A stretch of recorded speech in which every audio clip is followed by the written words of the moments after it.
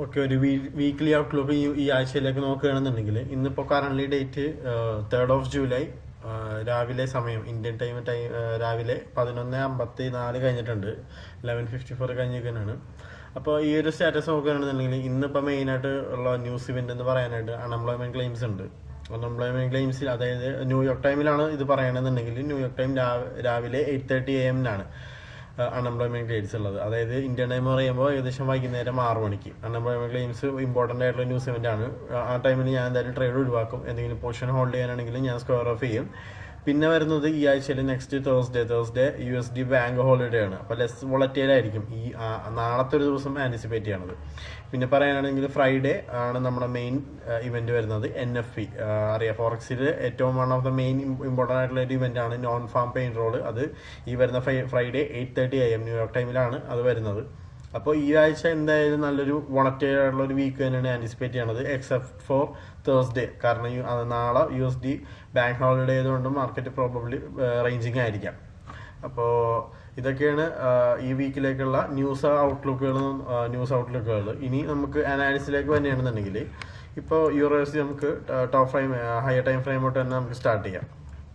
Okay, higher time ഫ്രെയിമിൽ 1 day time ഫ്രെയിമിൽ നോക്കുകയാണെന്നുണ്ടെങ്കിൽ കറന്റ് ഇതൊരു 4 hour ടൈം ഫ്രെയിമിൻ്റെ ഒരു സെൽസ് ലിക്വിഡിറ്റിയാണ്. അതെടുത്തതിന് ശേഷമാണ് മാർക്കറ്റ് ഈ കണ്ടിന്യൂസ്ലി ഒരു ഇപ്പോൾ കറന്റ്ലിയുള്ള ഈ ഒരു അപ്പോമെൻ്റ് മാർക്കറ്റ് തന്നേക്കുന്നത്. ഈ സെൽസ് ലിക്വിഡിറ്റി എടുത്തു, മാർക്കറ്റ് ഒന്ന് അപ്പായി വീണ്ടും ഡൗൺ ആയി. ഈ ഒരു സെൽസ് ലിക്വിഡിറ്റി, അതായത് ലേറ്റസ്റ്റ് ആയിട്ടുള്ള സെൽസ് ലിക്വിഡിറ്റി വീണ്ടും എടുത്തതിന് ശേഷമാണ് മാർക്കറ്റ് ഇപ്പോൾ ഉള്ള കറന്റ്ലിയുള്ള ഈ ഒരു അപ്പോമെൻ്റ് തന്നേക്കുന്നത്. ഓക്കെ, അപ്പോൾ 2 പോസിബിലിറ്റി ആണ് ഇപ്പോൾ ഇവിടെ കാണുന്നത്. 1 ഡേ ടൈം ഫ്രെയിമിൽ സ്ട്രക്ചർ ക്ലിയർ അല്ലാത്തതുകൊണ്ട് നമുക്ക് 4 hourലേക്ക് ജമ്പ് ചെയ്യാം. അപ്പോൾ 4 hourലേക്ക് ജമ്പ് ചെയ്യുമ്പോൾ ഇത് ഒരു PD മെട്രിക്സ് അറിയായിട്ട് നമുക്കിത് പ്ലോട്ട് ചെയ്യാൻ കഴിയും, ഇവിടെ സാധിക്കും. അപ്പോൾ നമുക്ക് ഇത് PD മെട്രിക്സ് അറിയായിട്ട് പ്ലോട്ട് ചെയ്യുമ്പോഴത്തേക്കും നോക്കട്ടെ. ഓക്കെ, ഇത് PD മെട്രിക്സ് അറിയാം, ഇതായിരിക്കും നമ്മുടെ ഡിസ്കൗണ്ട് അറേ വരിക. ഓക്കെ, ഈ ഡിസ്കൗണ്ട് അറേയിൽ നമുക്ക് 1 ഡേ ടൈം ഫ്രെയിമിൽ നോക്കുകയാണെന്നുണ്ടെങ്കിൽ ഇവിടെ ഒരു ഓർഡർ ബ്ലോക്ക് നമുക്ക് ഇവിടെ കാണാൻ സാധിക്കുന്നതായിരിക്കും, അല്ലേ?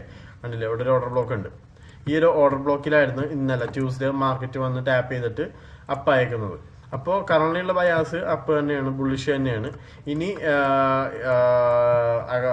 എന്താ പറയുക, ഇപ്പോൾ ഡെയിലി ഓപ്പണിങ്ങിൻ്റെ താഴെയാണ്. ഡെയിലി ഓപ്പണിങ്ങിൻ്റെയും വീക്കിലി ഓപ്പണിങ്, ഇത് വീക്കിലി ഓപ്പണിംഗ് ആണ്, ഒന്ന് എക്സ്റ്റെൻഡ് ചെയ്യാം. ഈ വീക്കിലി ഓപ്പണിങ്ങിൻ്റെ ഡെയിലി ഓപ്പണിങ്ങിൻ്റെ താഴെ ആയതുകൊണ്ട് തന്നെ മാർക്കറ്റിൽ ബൈ ആക്ഷനാണ് നമ്മൾ ആൻറ്റിസിപ്പേറ്റ് ചെയ്യുന്നതെന്ന് മനസ്സിലായില്ലേ? അപ്പോൾ മോസ്റ്റ് പ്രോബബ്ലി പറയുകയാണെന്നുണ്ടെങ്കിൽ Tuesday low of the week എന്നുള്ള സിനാരിയോ ആയിരിക്കും ഇവിടെ മാർക്കറ്റ് ഈ ഒരാഴ്ച പ്ലേ ഔട്ട് ചെയ്യാനുള്ള ഒരു chance. Tuesday or Wednesday low of the week ആയിട്ട് വന്ന് മാർക്കറ്റിൽ ഒരു ബൈ ആക്ഷൻസ് ആണ് ഇനി ആൻറ്റിസിപ്പേറ്റ് ചെയ്യുന്നത്. ഇനിയിപ്പോൾ നോക്കുകയാണെന്നുണ്ടെങ്കിൽ നെക്സ്റ്റ് ബൈ ആക്ഷൻ നമ്മൾ ആൻറ്റിസിപ്പേറ്റ് ചെയ്യുന്ന 2 ഏരിയാസ് ഉണ്ട്. അതിലൊന്നെന്ന് വെച്ചിട്ടുണ്ടെങ്കിൽ ഇവിടെ ഈ ഒരു ഓർഡർ ബ്ലോക്കാണ് 1 hour ടൈം ഫ്രെയിമിലുള്ള. കറന്റ് ഇപ്പോൾ അവിടെയാണ് മാർക്കറ്റ് ഉള്ളത്. ഈ ഒരു ഓർഡർ ബ്ലോക്കോ അല്ലാന്നുണ്ടെങ്കിൽ കുറച്ച് താഴത്തേക്ക് വരുമ്പോൾ ഇവിടെ ഒരു സെൽസ് ലിക്വിഡിറ്റി നമുക്ക് കാണാം. ഈ 2 ഏരിയസിലാണ് നെക്സ്റ്റ് ബൈ ആക്ഷൻസ് നമ്മൾ USDയിൽ നമ്മൾ ആൻറ്റിസിപ്പേറ്റ് ചെയ്യുന്നത്. ഓക്കെ, ഇനിയിപ്പോൾ ഇൻ കേസ് മാർക്കറ്റ് നമ്മൾ അപ്പായതിനു ശേഷം എന്നാലും നമ്മുടെ സെൽ വ്യൂ നമ്മൾ അവിടെ വിടുന്നില്ല. സെൽ വ്യൂവിൽ നമ്മൾ ആൻറ്റിസിപ്പേറ്റ് ചെയ്യുന്നത് ഒന്നല്ലെങ്കിൽ ഈ ഒരു ഓർഡർ ബ്ലോക്കിലേക്ക് മാർക്കറ്റ് തിരിച്ചു വരാം, ഒന്ന് വന്നിട്ട് അവിടെ നിന്നൊരു സെൽ ആക്ഷൻ തരാം. അല്ലാന്നുണ്ടെങ്കിൽ ഇവിടെ ഒരു നമുക്ക് 1 hour ടൈം ഫ്രെയിമിലൊരു ബൈ സെൽ ലിക്വിഡിറ്റി കാണാം. എന്തുകൊണ്ട് സെൽ ലിക്വിഡിറ്റി നോക്കുന്നു എന്ന് വെച്ചിട്ടുണ്ടെങ്കിൽ നമുക്കിതൊരു 4 hour ടൈം ഫ്രെയിമിലും ഇതൊരു പ്രീമിയം അറിയാണ്, മനസ്സിലായില്ല? അപ്പം നമ്മൾ അത് എന്താ പറയുക, പ്രീമിയം ആക്ഷൻ നമുക്കൊരു ബുള്ളിഷ് കിട്ടിയെന്ന് വിചാരിച്ചുകൊണ്ട് സെൽ പോസിബിലിറ്റീസ് നമ്മൾ കളയാൻ പാടില്ല. അപ്പോൾ ഈ ഒരു സെല്ലിലേക്ക് മാർക്കറ്റ് വരികയാണെന്നുണ്ടെങ്കിൽ, ഈ പ്രീമിയം അറേസിലേക്ക് വരികയാണെന്നുണ്ടെങ്കിൽ ഡെഫിനറ്റ്ലി ഒരു നമുക്ക് ലോവർ ടൈം ഫ്രെയിമിൽ ഒരു 5 minute 15 minute കൺഫർമേഷൻസ് കിട്ടുകയാണെന്നുണ്ടെങ്കിലും നമുക്ക് ഇവിടെ നിന്ന് ഷോർട്ട് ഓപ്പർച്യൂണിറ്റീസ് നമുക്ക് നോക്കാം, മനസ്സിലായില്ലേ? അപ്പോൾ ഈ ഒരു 2 പോസിബിലിറ്റീസ് മാർക്കറ്റിലുണ്ട്. നമ്മൾ ഇവിടെ ഇപ്പോൾ നേരത്തെ പറഞ്ഞ പോലെ ഈ ഒരു 1 hour ടൈം ഫ്രെയിമിലുള്ള ഓർഡർ ബ്ലോക്കിലും നമ്മൾ ഡയറക്റ്റ്ലി എൻട്രി എടുക്കില്ല. നമുക്കിവിടെ ഇപ്പോൾ കറന്റ് ഉണ്ട്, നമുക്ക് നോക്കാം. ഒരു 5 minute 15 minute ടൈം ഫ്രെയിമിൽ സ്ട്രക്ചർ ഷിഫ്റ്റുകളൊക്കെ കിട്ടുകയാണെന്നുണ്ടെങ്കിൽ പ്രോപ്പറായിട്ടുള്ള സ്ട്രക്ചർ ഷിഫ്റ്റ് മാർക്കറ്റ് ഇവിടെയോ അല്ലാന്നുണ്ടെങ്കിൽ നേരത്തെ പറഞ്ഞ പോലെ ഈ ഒരു സെൽസ് ലിക്വിഡിറ്റി മാർക്കറ്റ് തരുകയാണെന്നുണ്ടെങ്കിൽ നമുക്ക് ഡെഫിനറ്റ്ലി നമുക്ക് ഇവിടുന്ന് പൈസ നമുക്ക് നോക്കാവുന്നതാണ് USDയിൽ. ഇതാണ് കറന്റിലുള്ള USDയിലെ എൻ്റെ വ്യൂ. ഇനിയിപ്പോൾ നമുക്കൊന്ന് DXYയിൽ നോക്കാം. DXYയും ഇതിൻ്റെ കോറിലേറ്റർ പെയർ ആയതുകൊണ്ട് നമുക്കൊരിക്കലും DXY ഒഴിവാക്കാൻ പറ്റില്ല. DXY നമ്മൾ നോക്കണം. DXYയിൽ പറയുകയാണെന്നുണ്ടെങ്കിൽ 1 ഡേ ടൈം ഫ്രെയിം നമുക്ക് നോക്കാം. ഫസ്റ്റ് അനാലിസിസ് 1 ഡേ ടൈം ഫ്രെയിമിൽ നോക്കുകയാണെന്നുണ്ടെങ്കിൽ ഓക്കെ, DXYയിൽ കുറച്ച് കൂടെ പ്രോപ്പറായിട്ട് നമുക്കൊരു വ്യൂ കിട്ടുന്നുണ്ട്. ഇത് നോക്കുന്നുണ്ടെങ്കിൽ ഇവിടെ ഒരു സ്ട്രക്ചർ ബ്രേക്ക് ആണ് കിട്ടിയത്. കാരണം സ്ട്രക്ചർ ഷിഫ്റ്റ് അല്ല മാർക്കറ്റ്, സ്ട്രക്ചർ ബ്രേക്ക് തന്നിട്ട് മാർക്കറ്റ് ഇവിടെ ഈ ഒരു പി ഡി മെട്രിക്സ് അറയുടെ 1 മിനിറ്റ്, ഈ ഒരു പി ഡി മെട്രിക്സ് അറയുടെ ഈ ഒരു ഡിസ്കൗണ്ട് അറിയൽ മാർക്കറ്റ് വന്നിട്ടാണ് ഈ അപ്പായിട്ട് കാണിക്കുന്നത് DXYയിൽ. ഓക്കെ, അപ്പൊ അങ്ങനെ നോക്കുകയാണെന്നുണ്ടെങ്കിൽ 4 ഹവറിലേക്ക് ഒന്ന് ജമ്പ് ചെയ്യുമ്പോൾ നമുക്ക് കാണാം ഇവിടെ സ്ട്രക്ചർ ബ്രേക്ക് കിട്ടി.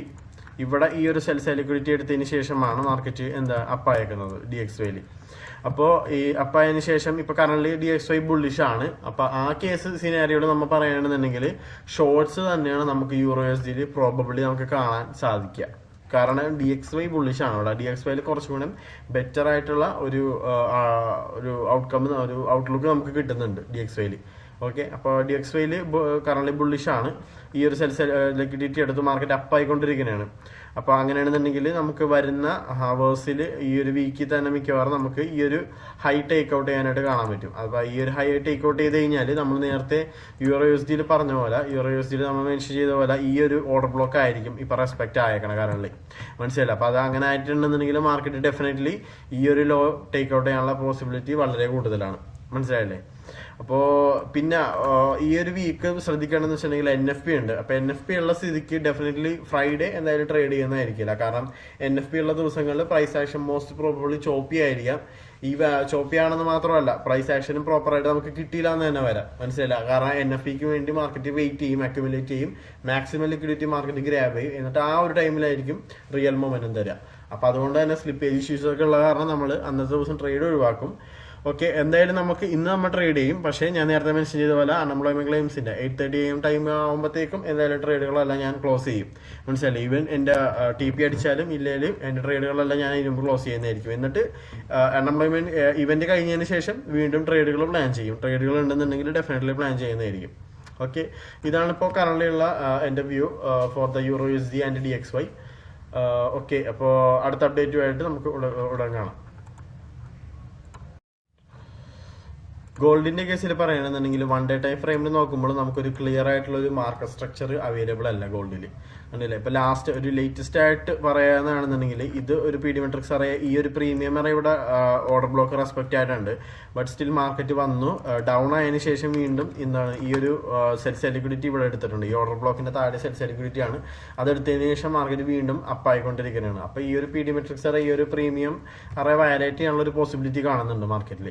അപ്പോൾ റേഞ്ചിങ് ആയതുകൊണ്ട് തന്നെ ഗോൾഡിൽ പ്രത്യേകം ട്രേഡ് നോക്കുന്നില്ല. ബട്ട് എന്നാലും എൻ്റെ ഒരു ആന്റിസിപ്പേഷൻ ഞാൻ വെച്ച് പറയാനാണെന്നുണ്ടെങ്കിൽ ഈ ഒരു ബൈ സൈഡ് ലിക്വിഡിറ്റി ആയിരിക്കും മാർക്കറ്റ് വരുന്ന ദിവസങ്ങളിൽ എടുക്കാൻ ചാൻസ്. അപ്പൊ ഈ ബൈ തന്നെ ആയിരിക്കാം ഗോൾഡിലുള്ള ഒരു ബയാസ് ഒരു 100% ഷുവർ ഒന്നുമല്ല.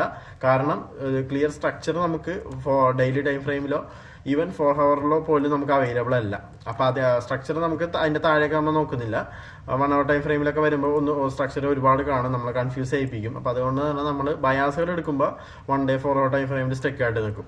ഓക്കെ, ഇപ്പൊ 4 ഹവറിൽ നോക്കുകയാണെങ്കിൽ ക്ലിയർ അല്ല. ബട്ട് സ്റ്റിൽ പേഴ്സണലി ഞാൻ നോക്കുന്ന ഒരു ബൈസ് ആയിരിക്കാം. ബട്ട് സ്റ്റിൽ ഞാൻ ഈ വീക്ക് എന്തായാലും സ്റ്റിക്ക് ചെയ്ത് നിൽക്കാൻ പോകുന്നത് EURUSD എന്ന പേരിലേക്കാണ്. EURUSDയിലായിരിക്കും കുറച്ചുകൂടെ ബെറ്റർ ആയിട്ട് വരിക. ഇൻ കേസ് ഗോൾഡിൽ നമുക്ക് സിൽവറിനായിട്ടൊരു കോറിലേഷൻ എൻട്രീസ് SMTs ഒക്കെ കിട്ടുകയാണെന്നുണ്ടെങ്കിൽ നമുക്ക് ഇവിടെ നോക്കിക്കഴിഞ്ഞാൽ കാണാം ഇത് സിൽവർ ആണ്. അപ്പോൾ സിൽവറിനായിട്ട് എന്തെങ്കിലും കോറിലേഷൻ SMTs കിട്ടുകയാണെന്നുണ്ടെങ്കിൽ കുറച്ചുകൂടെ ബെറ്റർ ആയിട്ടുള്ള സ്ട്രക്ചർ 1 ഹവറിലും 4 ഹവറിലും വന്നെയാണെന്നുണ്ടെങ്കിൽ അതിനനുസരിച്ച് നമുക്ക് ഗോൾഡിൽ ട്രേഡുകൾ പ്ലാൻ ചെയ്യാം. എന്തായാലും ഇപ്പോൾ കറന്റ് ഉള്ള ഒരു ആന്റിസിപ്പേഷൻ ഈ ഒരു ബൈ സൈഡ് ലിക്വിഡിറ്റി എടുക്കുന്നതാണ്. ബട്ട് നമുക്ക് നോക്കാം. കാരണം സ്ട്രക്ചർ ക്ലിയർ അല്ലാത്ത കാരണം ഞാനിത് ഉറപ്പ് പറയുന്നില്ല. അപ്പോൾ നേരത്തെ നമ്മൾ ഡിസ്കസ് ചെയ്ത പോലെ EURUSDയുടെ സ്ട്രക്ചർ നമുക്ക് ഓൾമോസ്റ്റ് സെറ്റ് ആണ്. EURUSDയിലും നമ്മൾ നേരത്തെ പറഞ്ഞ പോലെ ഡോളർ ഇൻഡെക്സിന്റെ സ്ട്രക്ചർ നമുക്ക് ക്ലിയർ ആണ്. 1 ഡേ ടൈം ഫ്രെയിമിൽ 4 ഹവറിൽ നമുക്ക് ക്ലിയർ ആയിട്ട് കാണാം. ഓക്കെ, അപ്പോൾ അതിനനുസരിച്ച് ട്രേഡുകൾ പ്ലാൻ ചെയ്യാം.